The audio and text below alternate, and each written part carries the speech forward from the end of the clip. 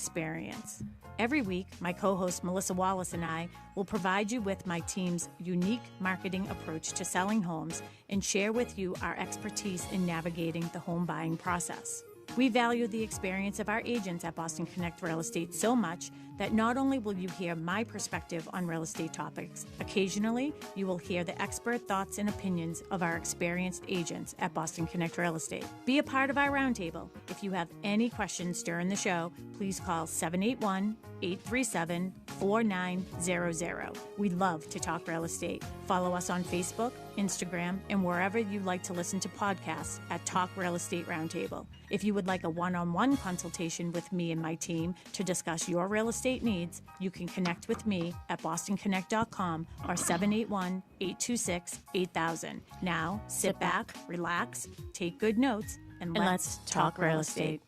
Good morning to all my South Shore neighbors. This is Sharon McNamara. You are, of course, listening to Talk Real Estate Roundtable, and I am here this morning with my sidekick, Melissa Wallace. Good morning. Good morning. Have you missed me? Of course I have. I've missed you so. Yes, it seems like it's been a couple weeks since I've been here. So, yeah, it's nice to be back in the comfy seat here. And we have Tim McKinney in the house over there at WATD in Marshfield. Good morning, Tim. Good morning, Sharon. Welcome back. Well, thank you so much. Yeah, I haven't really been far, but, I've been around. But, hey, and I also have to give, total, kudos to the man, Tim, that when I was remote on the boat a couple weeks ago. And I was remote on the boat. I was like, they can't hear me, but whatever. And you figured it out. So, hey, of course that was he did. great. Yeah, of course he did. Of course he did. I always have a plan B up my sleeve. And C and D with us, Yeah. right? Right, yes. Yeah, in case Sharon's laying on the floor again. I don't feel well. Okay, we got to scramble for a second. Yeah. Let's not do that again. Yeah, let's not do that again. That was a weird morning, but so here we are. It's, you know what? I can't believe it's the end of June. It's been a very, very busy spring market for me personally with my real estate business and within the office with all of our agents. Everybody's been super, super busy. Yeah, I feel like every week we're putting on 4 or 5 listings as a company. So, that's great. It's typically, summer can be a little bit slower than all the other seasons, but I don't think that that's the case this year. Yeah, I think, I think that the blizzard had a lot to do with it and all that snow that we sort of started quick in January, remember? And then lo and behold, we were like, just be prepared, after the Super Bowl, that's when a spring market starts. And then Mother Nature had other plans and we got all that snow. So I feel like our spring market, what we consider our spring market, delayed a bit. And, so now we're sort of feeling that. But June I was talking to Mary about it yesterday, and June is typically the, it's the busiest month of the year, usually for closing. So that last Friday of the month is usually crazy. And I always go back to that time. It was 90 degrees. Mary and I had a snowball of 3 in a row, that were contingent upon each other closing. And we got to the first one, and lo and behold, the water main. Oh, yeah. Do you remember that one? The water main to the condo. Yep. In the front, it was oil. It is all just gushing out of the ground. I was like, well, this is really fun. We're going to have a really fun day. And it was a Friday, right before 4th of July. Week of 4th of July. It's almost impossible to find somebody. So, but we were able to put it all together. So I always think back to that moment that it could be worse. So it could always be worse. It could always be worse. Yeah. And the attorneys, they're all super busy, and that's what I'm finding right now, actually, is, not only do we have a lot of closings that are happening, we also have the attorneys that are busy with all the closings, but we're still getting a lot of things under agreement. So the attorneys are they're definitely going bobbing underwater a couple times. Yeah. And we're still seeing multiple offers. That's just the market that we're in. And there have been, I believe, 2 that I know of, deals that have fallen apart. But we had multiple offers, just buyer remorse. Buyer remorse, yeah. Well, and that's why, we can talk about anything we want right now, because we haven't told anybody what we're talking about today. So, but the whole buyer remorse thing, I think it's really interesting with that phenomenon and that's why I don't like to rush anybody to the plate, you know what I mean? Because then I feel like that's when buyer remorse happens, you know what I mean? So I really feel like taking time, offers are due, on this day. It gives people time to think about it. It gives people time to not just go to an open house and then have to have an offer in hand, the 3 hours later. And I always say this, I can't buy a pair of shoes on Zappos in 15 minutes. In fact, I did do that the other day. I had an impulse buy with a cute pair of Tory Birch sandals. And I got them and I was like, why did I buy these? So I returned them. Oh, yeah. At least you're good at returning. I used to yell at Mary all the time. She's not good at returning. I love a return. I did a return yesterday. I know, you do. You're real. I feel like I'm making money. You've done returns for me. Yeah. If anybody has a return out there that's been sitting in their car, I'm happy to do it for you. I love getting people their money back. I've done your returns. I've done Mary's returns because she won't do that. Yeah, it's my thing. Yes, it's my niche. Totally not my thing. I've had stuff in the back of my car like, oh, shoot, I forgot to return that. In fact, I wore a dress the other day and I was like, oh, yeah, I forgot to return this dress. And I had bought it last year maybe at one point and it was too small. Yeah. But now that I've lost some weight, I was like, oh, let me see if this fits. And I was like, sure does. There you go. So glad I missed that return. Yeah. So glad I didn't tell Melissa I needed a return. Yeah, now you have a dress that fits. Now so I have a great. dress that fits, yeah. But with the buyer remorse thing, I do think that, take your time and, that sort of stinks for both the buyer and the seller because, and the buyers who missed out on it. Yeah. And also, our agents are working really hard and the other agent as well. And, it's just, and sometimes you work with people for a long time. I know that one of the situations that I'm familiar with, it was other people getting involved that should have been involved in the beginning, impulse decision, putting in an offer. And then once everybody who sort of was going to have an opinion decided to show up, that's when it sort of fell apart. That's so interesting because I had a multiple offer situation myself this past week. And I met with them on Tuesday here in the office. And that was a very, very long day. I mean, I've been doing 12, 14-hour days. It seems like I get up at 6:30 and there I am on the computer. And then I was leaving here at 9:30 that night.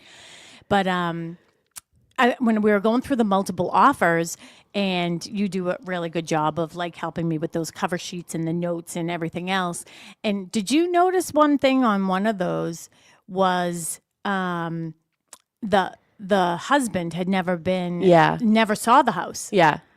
That was a red flag. So I talked to my clients about it and I said, I think that the offer is good, but the husband hasn't seen it yet.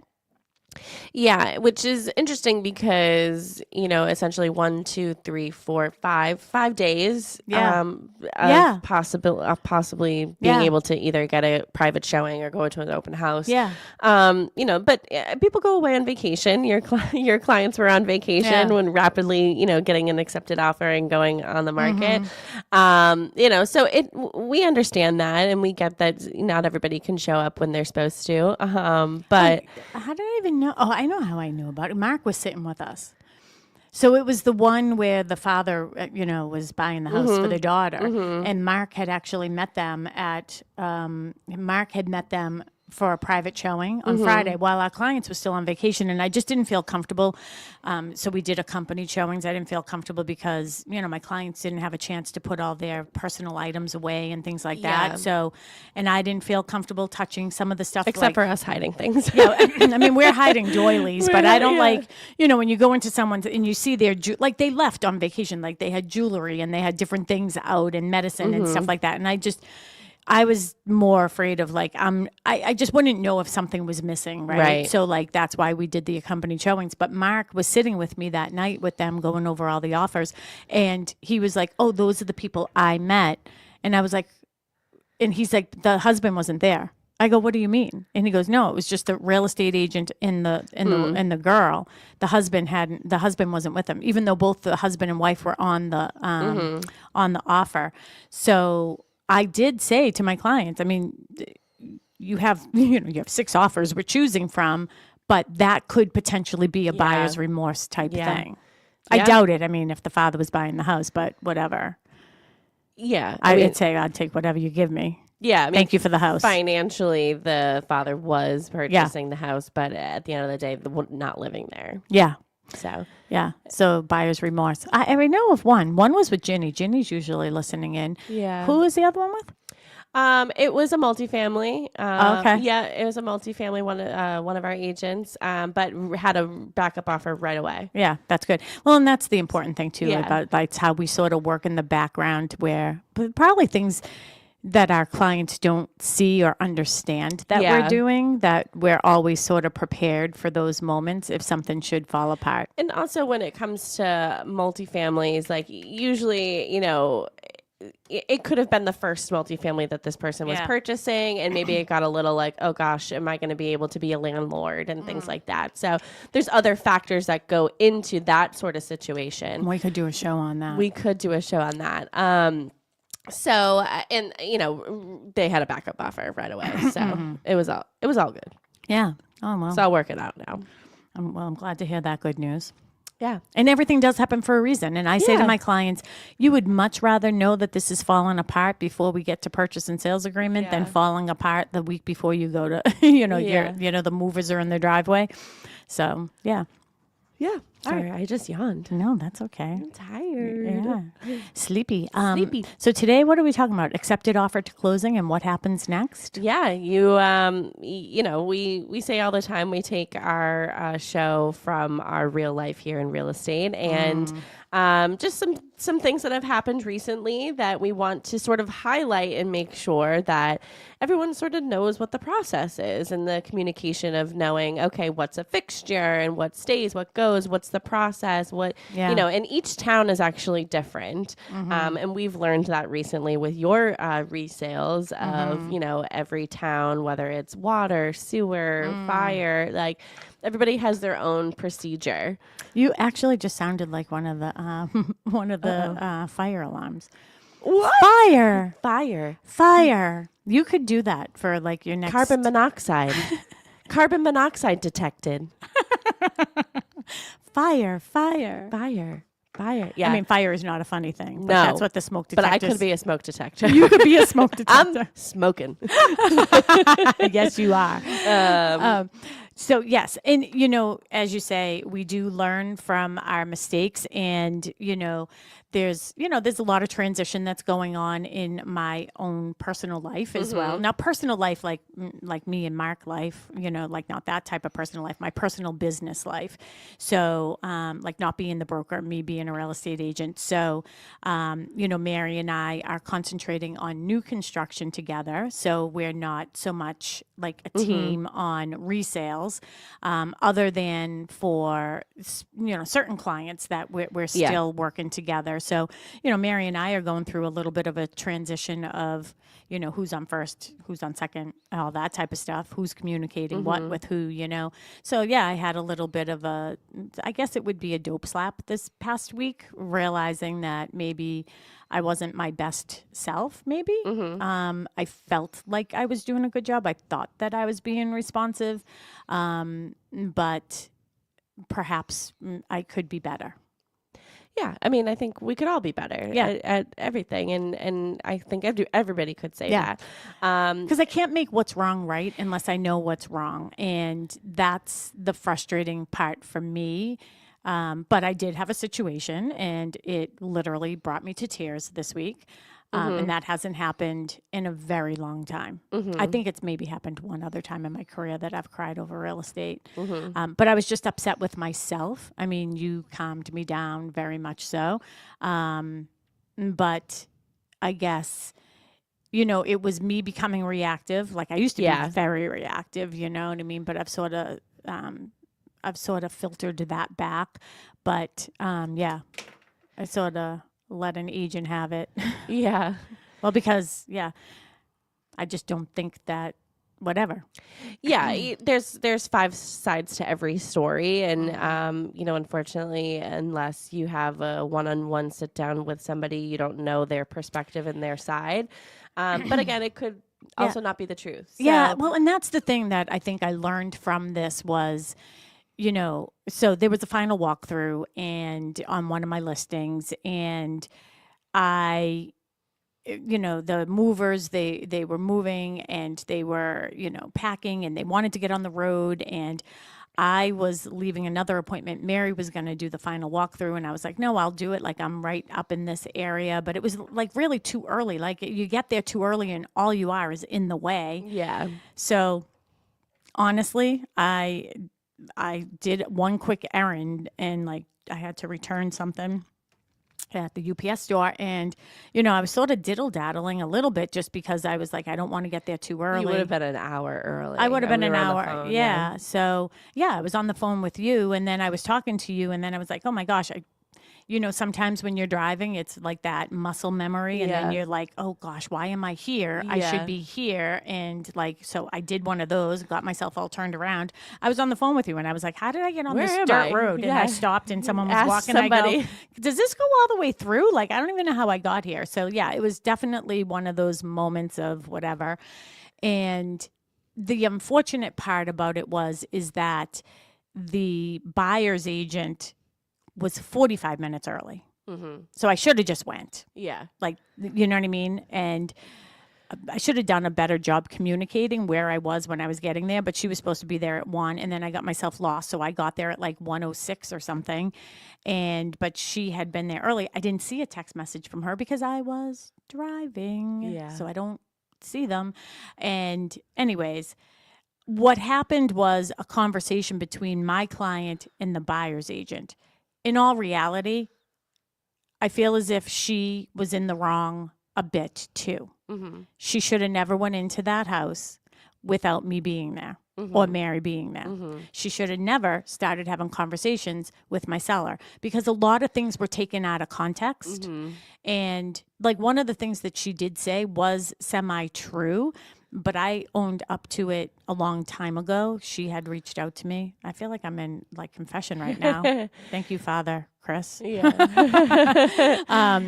But I did fess up to that. Like, I thought that I was on a group. I had always been on a group chat with her, and I went away when Mackenzie came home, remember? Mm-hmm. And I saw her text, thought it was part of the group, and I was like, Mary will handle that, right? Because that's just how we work, right? Yin and yang, right?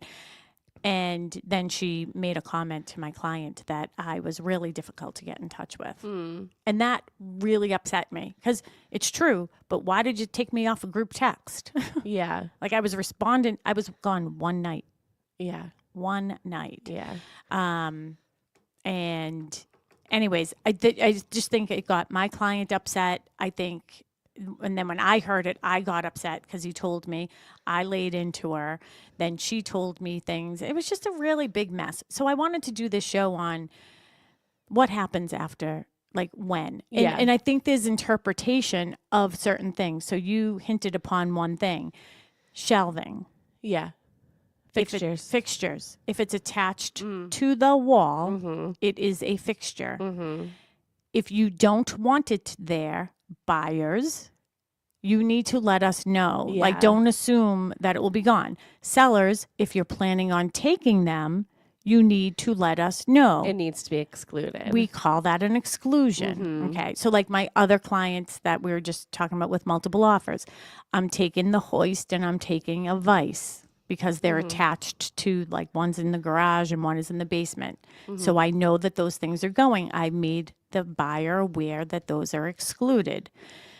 Shelving is one of those items. It's attached to the wall, Yeah. right? Yeah. Just like, Well, we hope. yeah, just like a kitchen cabinet. Yeah. Like, you can't walk away with a kitchen cabinet. You can't walk away with shelving. Mm-hmm. So, and again, her interpretation of that is probably different than my interpretation of that. She and I could have had that conversation, yet she decided to have that conversation with my seller and then made a comment Yeah. that, well, my buyers will take it down and we'll just charge you for painting and putty and paint, Yeah. which you don't say that to a person who's up to their damn eyeballs at that time with movers and Yeah. you're going to another state. Yeah.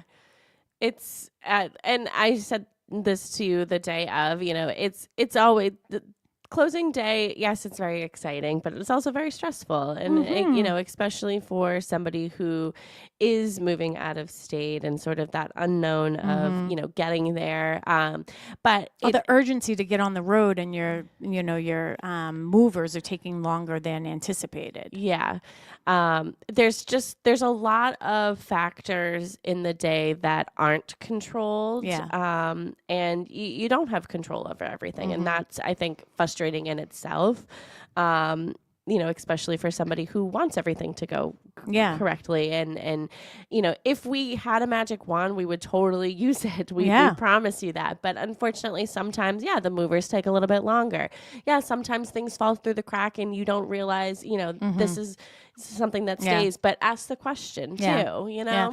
And she made a comment to him, too, about furniture, that her clients would have loved to have had the furniture. And then he was like, that would have been easier because it was difficult. It is difficult to get rid of the furniture.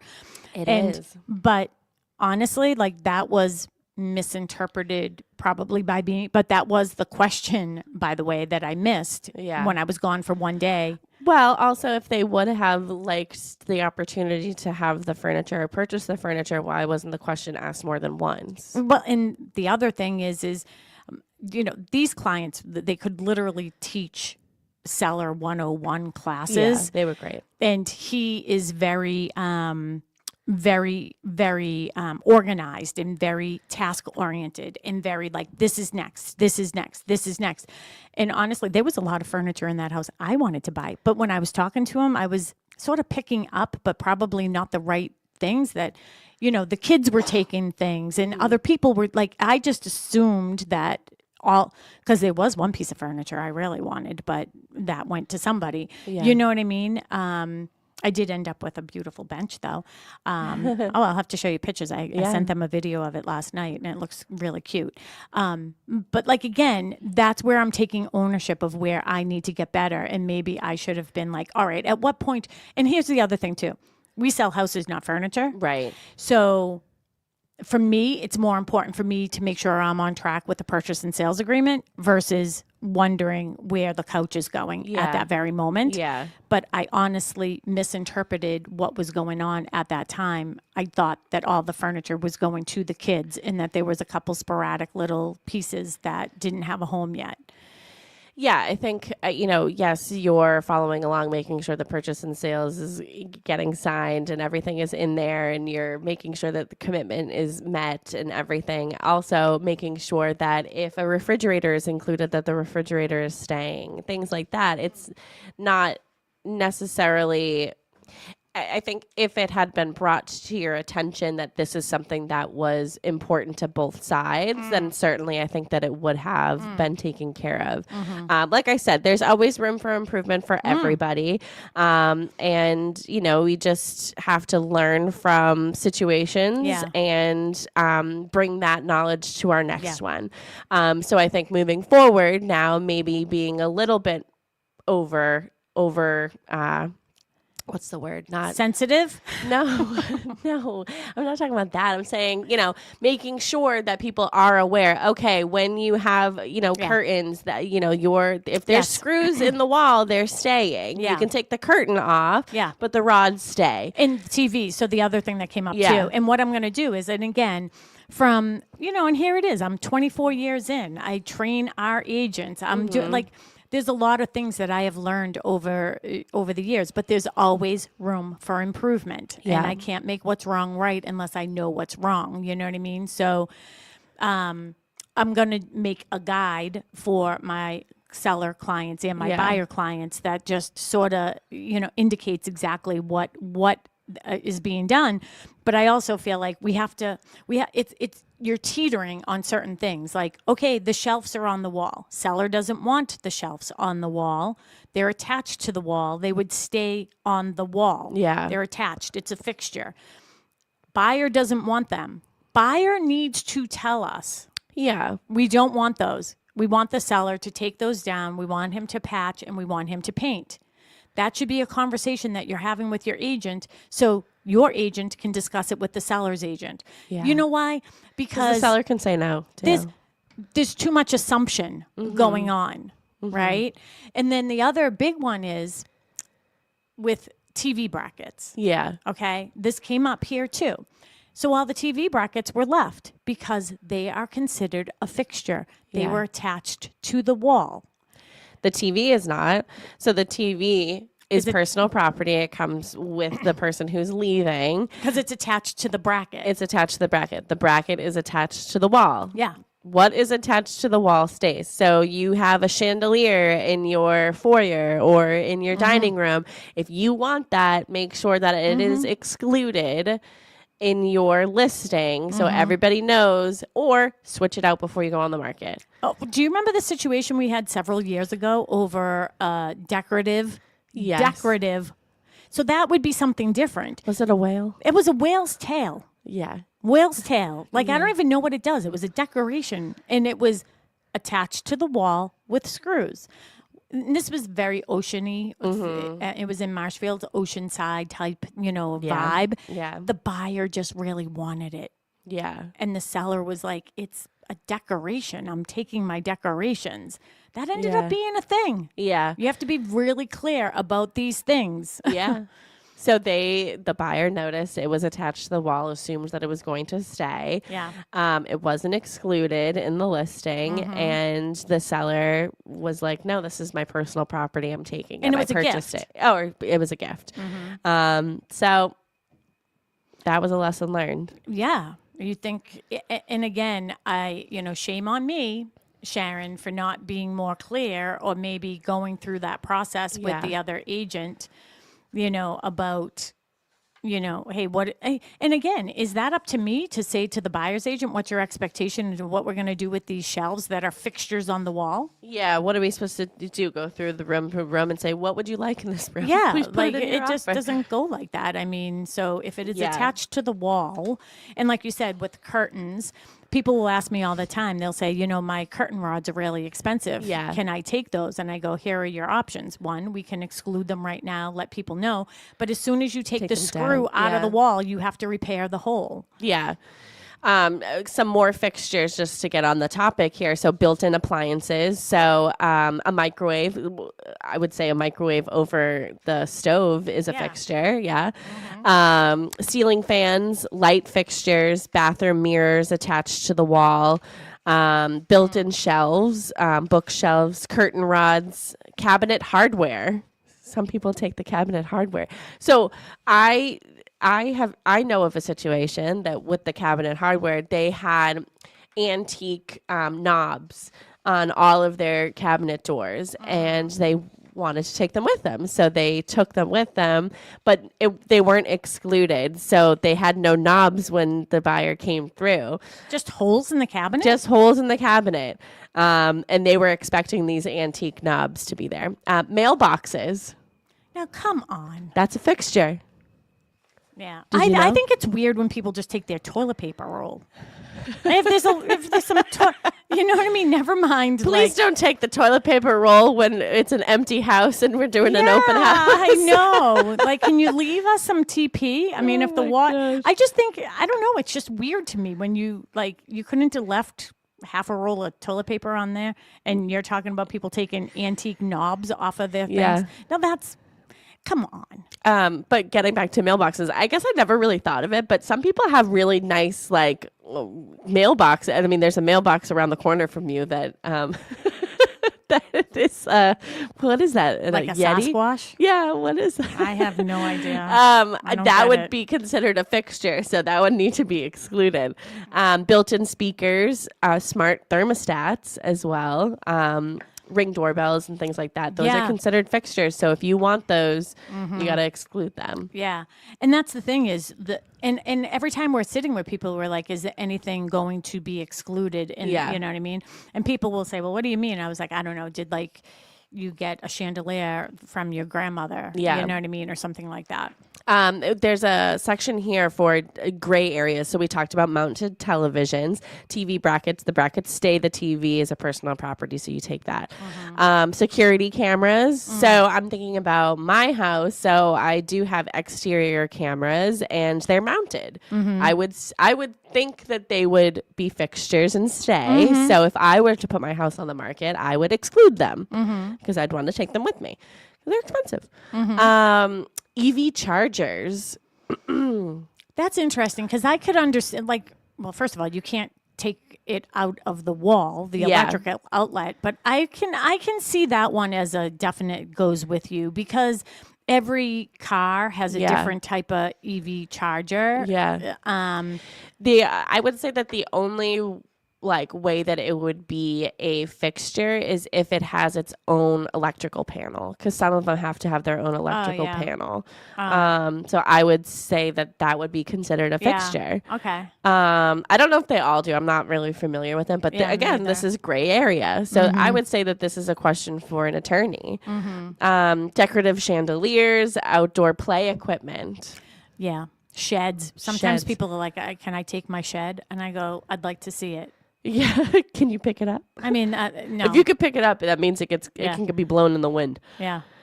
We do have a couple people watching us on Facebook. Hello, everybody. So Tracy Grady, good morning, ladies from Florida. Oh, yay. Sunny Florida, like 90 degrees Florida because I'm cold. Yeah, she has a wedding today. Oh. Her and Jim have a wedding. So Tracy, you all know, is a full-time real estate agent here with her. And more of a host of Talk Real Estate Roundtable than me. I almost said with her son, Jim. Hopefully she's still watching. With her husband, Jim, they make up the Grady team, and she is watching from Florida. So good morning, ladies. And then Ginny Wandell, also a full-time agent here at Boston Connect Real Estate, says, here's a positive spin, turning red flags into red, white, and blue.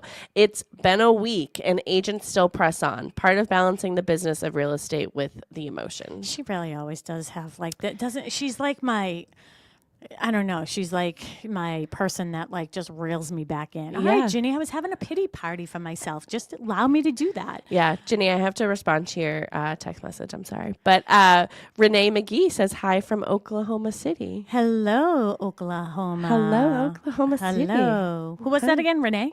Yes, Renee McGee. Hello, Renee McGee. And I think she might be one of my Clubhouse friends. And somebody here is, I can't read that from here. Yeah, somebody is on YouTube, actually. It says, I moved to Attleboro from Cambridge and find it too far and inconvenient, but it was super affordable. Yeah. Well, and that's great. I mean, Cambridge, that is very, very expensive. So, and Attleboro is pretty far from Cambridge. Yeah. So, but hopefully you're loving Attleboro, and hopefully you're really enjoying that. And you know what? It's super affordable in comparison to Cambridge. So good for you, whoever this person is. We don't have their first name. We don't have their name. Yeah, Daily Shake Lifestyle. Oh, you read it. Yeah. I can sort of see it. Yeah, I can see it.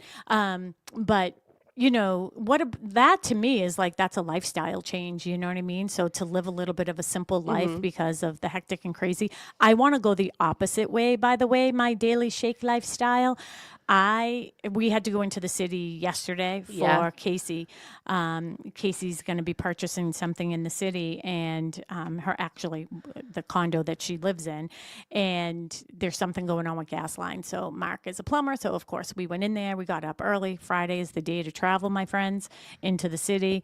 And as we were leaving, like, I always feel empty when I'm leaving the city because I love it so much. Like, that's what I would want to do. Yeah. I would want to leave. I would love to have a condo in the city. Yeah. The only time I go into the city is either to Fenway or to the Garden, and I'm like, get me out of here because there's so much traffic. No, see, and I love the walkability. I just love all of that. Like I said to Casey when we got there yesterday, I was like, hey, is there any like coffee places anywhere? Like, I wanted to get something to eat. And she's like, yeah. Which way do you want to walk? Like, and when she comes home, she's like, you got to get in your car. You got to go all the way to Mary Lou's. Yeah. Well, Ethan says we don't live near anything. We just live in Halifax. He's like, we don't live near anything. It takes you a half hour to get to the highway. I'm like, okay. Because he's just so used to being in Rhode Island, just, zipping away. But yeah, we live in the middle of nowhere. Yeah. To our WATD listeners and all of our friends out on social media land, you are listening to Talk Real Estate Roundtable. I am Sharon McNamara, the broker owner of Boston Connect Real Estate. Estate. I'm here with my sidekick, Melissa Wallace, who is the Director of Operations, Agent Relations. And what is the other title we have for you now? Like the broker liaison or something like that? Helping Whatever me you wanna with, say. helping me with all my transactions.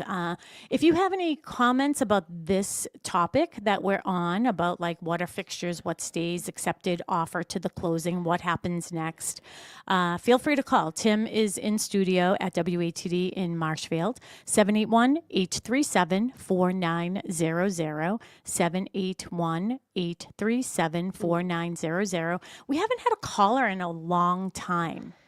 Yeah, I know people are listening though. Yeah, I know. Yeah. I was at an open house recently and, Mark went somewhere and they're like, your wife's name's Sharon McNamara. Does she do a radio show on WATD? He goes, sure does. Sure does. So, so feel free to give us a call. We'd love to hear from you this morning, whether it's about this topic or any real estate topic. Feel free to give us a buzz. We would love to chat with you this morning. Faith Birmingham says, good morning, ladies. Good morning, Faith. She's a full-time agent here at Boston Connect Real Estate as well. And Karen Monroe. Hi, ladies. Hi, Karen. Karen's having a little pool party today. Oh. So I'm going to try my best to get over there maybe at some point after my Nice. open house today. Yeah, maybe you can stop by after your open house. Yeah.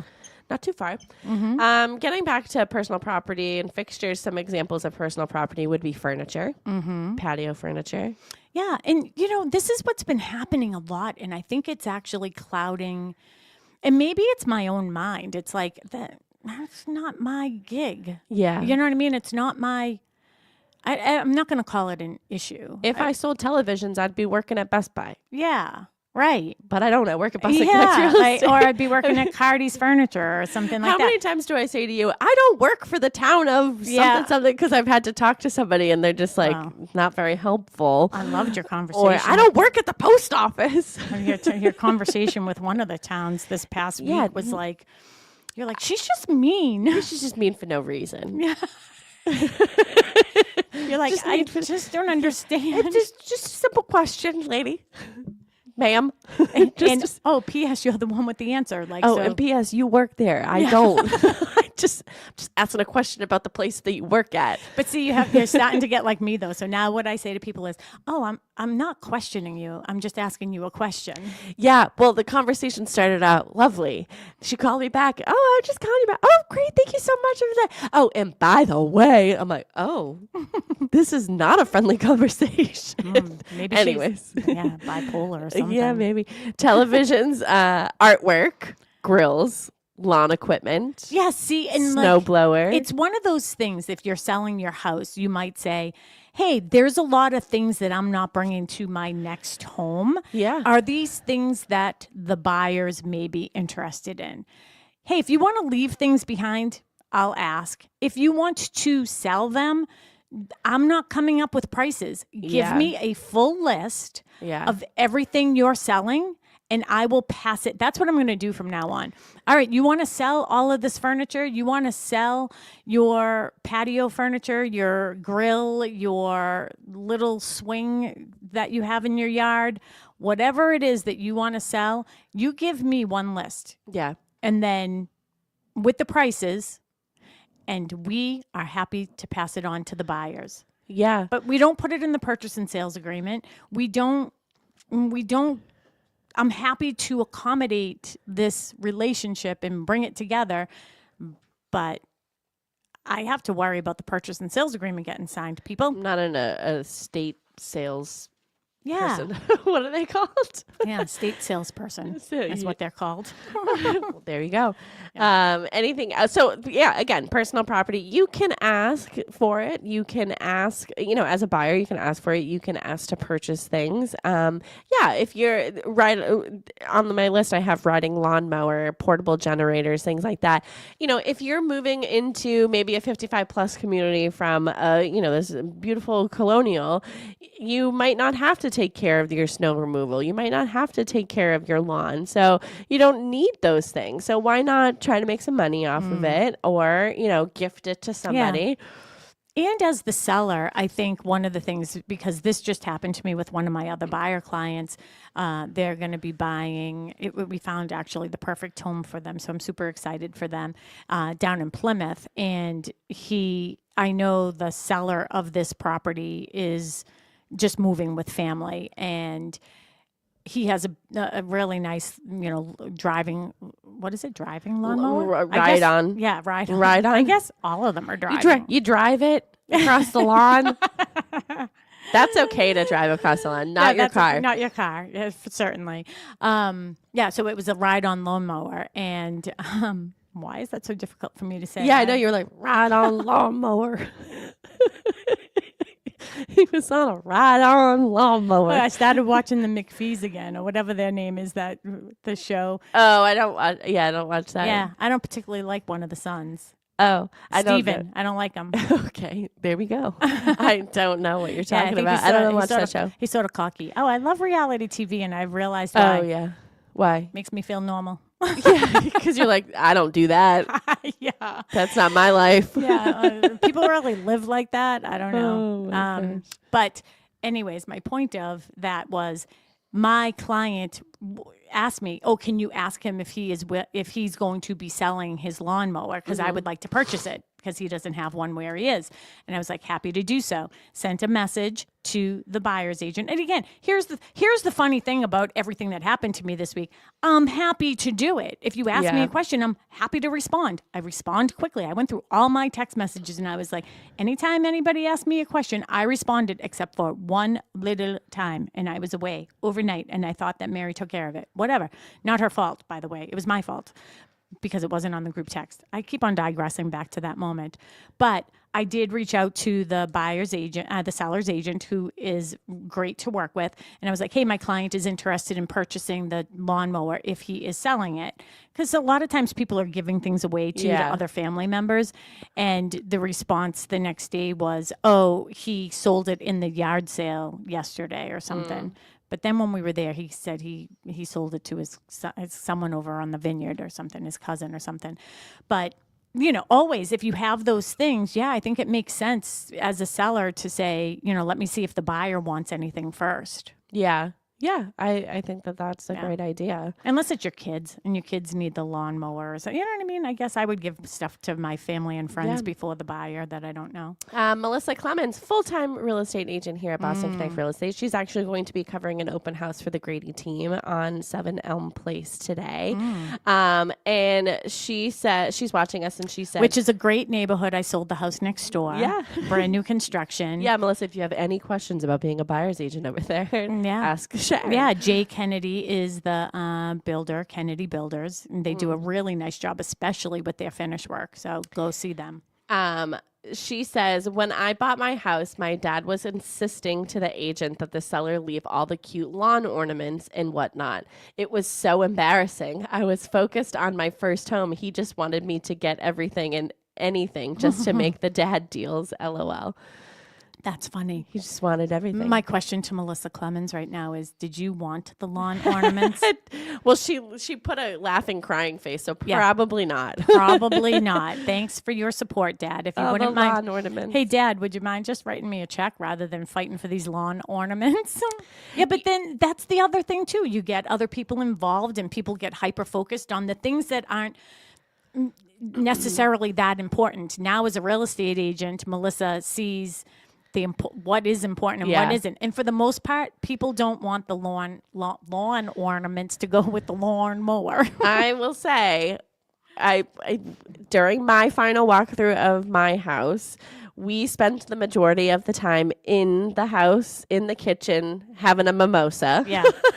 Yeah. And not walking around the outside of my house. And there were a lot of things that were left, lawn ornaments and such and things. But, every once in a while, I think I got rid of most of them. And then every once in a while, I'll find another one. Oh, just really? somewhere in my backyard. It's almost like an Easter egg hunt. Yeah, I know. There was one that I did leave next to the shed because I think it's very cute. But and the owner of your property recently passed away. She did recently pass away. But she her friend who called and let me know that she had passed away, and then she said she was so grateful that that you were the one who ultimately purchased her house because she knew that you would take care of it like she did. So, so that made me feel good. And then I let, her know that, we're actually, we're getting married and we're going to do our first look in the backyard because it means so much to me. So, and she just thought that was like the greatest thing ever. Yeah. And her family was wonderful. When you told me that she had passed, I reached out to her daughter and said, gave my condolences. But, and then that's the other thing, too, is like when you have somebody who's lived in that home for 60 years and those lawn ornaments, they can't bring them because certainly I know she was moving in with one of her daughters and I'm sure the daughter's like, you're not bringing that stuff. You're not bringing that stuff here. But she probably thought that it would be meaningful to you. So. Yeah. And you know what? One of them is, so the one that I left, and I'm digressing for a second, one of them left is, it's these two like frogs and it's like this little, like, I don't know, lawn ornament thing, statue, these two frogs, and one of them is playing the violin. Oh yeah. So when my father was younger, he started taking violin lessons, and it's this big joke because he never went to the lessons, but he never told my grandparents. And they kept paying, and they wanted to go to his recital, and he had to fess up that he hadn't gone. Oh, my goodness. So there's been this running joke in my whole family of, we, need to, and my Nana still had his violin that he never used ever. We still have it somewhere. So it was funny. So when I saw it, I was like, oh, that's my dad. Yeah. So little signs. Mm-hmm. Some of the other things too that I think it's really important here is, as a seller, you definitely want to leave appliances in the manuals, extra keys, garage remotes, paint labeled by room. Be careful on that as well, though, because if you painted your house 25 years ago, chances are they don't want that same color paint. Paint is definitely one of those things where the seller should be asking the buyer, do you want these left over? Do you want this paint for touch up? The other thing is, look for hazardous days. Every town has them. A lot of times, like your abutting towns will allow you to go there as well, and you just have to, get something from your own town to get rid of that stuff. And just don't assume that people want that. Yeah. Because at the end of the day, when they do the final walkthrough, they'll be like, nope, I don't want it. You have to get it out of here. So then you're sort of rushing all over the place to get rid of it. A lot of times people will leave behind like extra shingles to the roof, good idea, but still let's ask. Or extra siding on the exterior of the house. Great idea, but let's ask. Right? Yeah. Because it Always isn't attached to anything at that moment. It's extra, like extra tiles. Like I've fallen into that one a lot, where there's like a pile of extra tiles. I have some at my own house. And it's just don't assume that the buyer is going to want those things. Yeah. So, that will be on my checklist. And it's okay to say no. Yeah. I remember when I was buying my house, there was a couch that they had asked, like if I wanted it, if it could stay. And at first I was going to say, oh yeah, whatever, keep leave whatever you want. And then I was like, no, I don't want the couch. So why am I? No, I'm like, I had to put my buyer's agent hat on and say, no, thank you. Please remove. Yeah. Because then you end up being the one that, look, it's on there too. Yeah. Leftover flooring. Landscaping. Oh, and that's the other thing too, is like having all of your, the mechanicals of like the last time that it was maintained and things like that. And having, what's really nice to leave your buyers, if you're a seller, is a full list of what who you used for what. This is who was my landscaper. This is who this person was. All of that type of stuff. Now, one of the things, that my client that I was talking about earlier, and I said he could give classes like, bestseller 101 classes. He had like a full list with the links to like the Ring doorbell and the Simply Safe and all that other stuff. Because when you do purchase, you then the previous owner has to disconnect that so you can connect it. I felt like I just saw something scroll, so I don't know if someone left you a message. Oh, maybe. No. Oh, somebody else. Renee has commented again and said, how about those times where there is a huge piece of furniture that was built in the room and can't fit through the doorway? Yeah. Guess you got to take it apart. Well, Renee, good for you if you had one of those. I wonder how you handled it because, well, if you have a big piece of furniture and it's in a room because it was built in that room, if the buyer doesn't want it, the seller has to take a Sawzall to it Yeah. and get it out of the room somehow without damaging the walls. Or the floors. Or the floors. Yeah. Yeah. So, or the ceilings, because it sounds like it's a big piece of furniture, so you can't put it upright. Yeah. So that's what I would say with that one. I would just say, if the buyer does not want it, the seller is responsible to get it out. Yeah. Period. But if it's a bench that's attached to the wall, what are we calling that? That's a fixture. That's a fixture. I can't take it off the wall without to the wall. Yeah. It's a stay. I can't move the bench. Like I'm thinking of those little kitchen dinette things, breakfast nooks. If you can't pull it off the wall without taking the sheetrock, guess what? It's staying. That's interesting because those little breakfast nooks, a lot of the time the bench part is attached to the wall, but the table isn't. The chairs that are on the other side isn't. So now you just got a bench. All you got is a bench. You got to find some furniture. So that would probably be an item that as a buyer I would ask for. Yeah. And again, I can understand, and this is where my frustration is, not frustration, but like where my upset with myself is because I am so hyper-focused on what is going on in the transaction, like crossing T's, dotting I's, waiting, things that our clients don't see that we're doing, like, okay, is the commitment letter due? Is all this? And you know what we're always doing? We're always pivoting in this business too. I got a call yesterday from an appraiser and they're like, oh, I have a rush on this property to do an appraisal. And I was like, that appraisal was done June 1st and we close on Tuesday. Yeah. So that Crazy. was jumping through hurdles all day. Yeah. What are you laughing at? I'm just laughing. My mom has sent me like 8 text messages throughout the whole show. Oh, yeah. I need a lawn chair. And then in quotes, I'm not an estate salesperson with a crying, laughing face. Then she said, get rid of your people. Yeah. S word, people. Yeah. And then she said, haha, daddy was such a good violin player. We just heard the doorbell. So really just last minute. Can you say where you're going to be today? Yeah. So I'm going to be doing an open house today. I am going to be over at Cochesset Estates, said by some, Cochesset Estates, said by others, which is over in West Bridgewater. And it's off of Scotland Street in West Bridgewater, and I'll be there from 10 to 1. Yeah. 10, 11, 12, 1. Yep. I'll be there from 10 to 1 today. It's new construction. We opened phase 3 most recently. I believe we have an accepted offer on the single family already. Yes. I don't know. Was that changed? Do we have, is that all set? Okay. Yeah. So all we have left are our duplexes, and we have a few different models. We're in the Meadowview right now, which is my favorite of all the ones we've built down there. So I'm excited to be down there today. So come see me. Again, it's Cochesset Estates. You can put in Metacomet Road and you will get there today.